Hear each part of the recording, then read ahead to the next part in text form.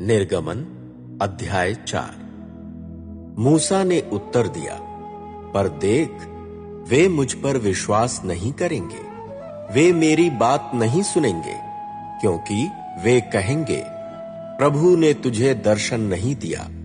प्रभु ने मूसा से पूछा, तेरे हाथ में यह क्या है? उन्होंने उत्तर दिया, लाठी। प्रभु ने कहा, इसे भूमि पर फेंक दे। मूसा ने उसे भूमि पर फेंका तो वह सर्प बन गई। मूसा उसके सम्मुख से हट गए। प्रभु ने मूसा से कहा, अपना हाथ बढ़ा और उसकी पूंछ से उसे पकड़। उन्होंने अपना हाथ बढ़ाकर उसे पकड़ा और वह उनके हाथ में पुनः लाठी बन गई।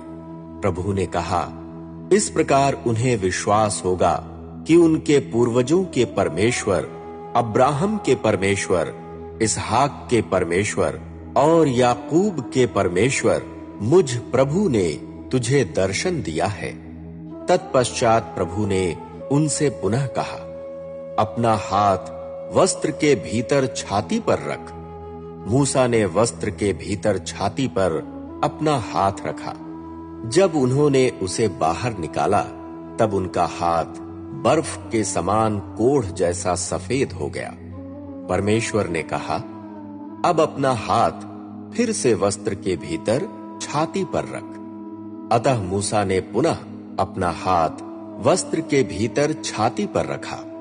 जब उन्होंने उसे छाती से बाहर निकाला, तब वह उनके शेष शरीर के सदृश जैसा का तैसा हो गया।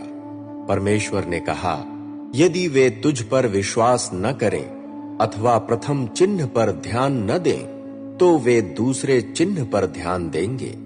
यदि वे इन दोनों चिन्हों पर भी विश्वास न करें और तेरी बात को न सुने, तो तू नील नदी का जल लेना और उसे सूखी भूमि पर उंडेलना।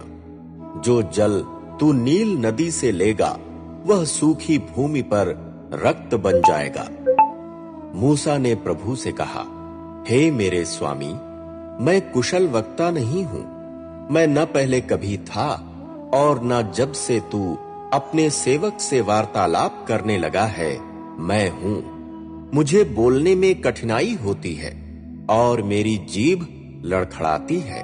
प्रभु ने उनसे पुनः कहा, किसने मनुष्य का मुंह बनाया? कौन उसे गूंगा, बहरा, दृष्टि वाला अथवा अंधा बनाता है?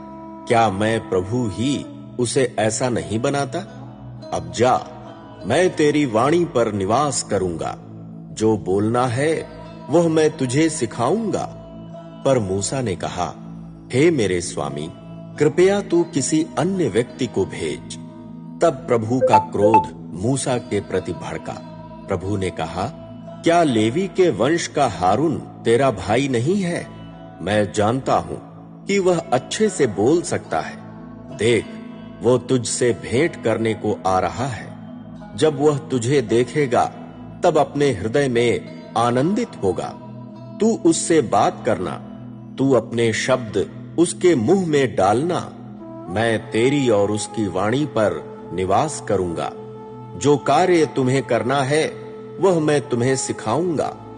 हारून तेरी ओर से मेरे लोगों से बात करेगा। वह तेरा प्रवक्ता होगा और तू उसके लिए ईश्वर के सदृश। तू अपने साथ यह लाठी ले जाना। तू इसके द्वारा आश्चर्यपूर्ण कार्य करके चिन्ह दिखाना। मूसा का मिस्र देश लौटना। मूसा वहां से चले गए। वह अपने ससुर यित्रो के पास लौटे।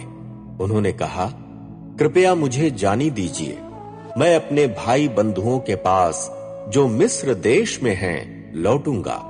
मैं जाकर देखूंगा कि क्या वे अब तक जीवित हैं। यित्रो ने मूसा से कहा, शांति से जाओ।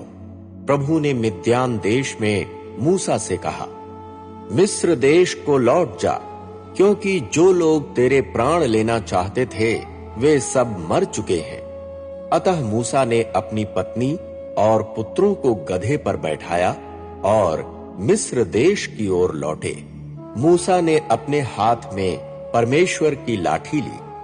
प्रभु ने मूसा से कहा, जब तू मिस्र देश लौटेगा तब देख, फरो के सम्मुख उन सब आश्चर्यपूर्ण कार्यों को करना जिनको करने का सामर्थ्य मैंने तुझे दिया है, किंतु मैं उसका हृदय हठीला बनाऊंगा और वह मेरे लोगों को नहीं जाने देगा।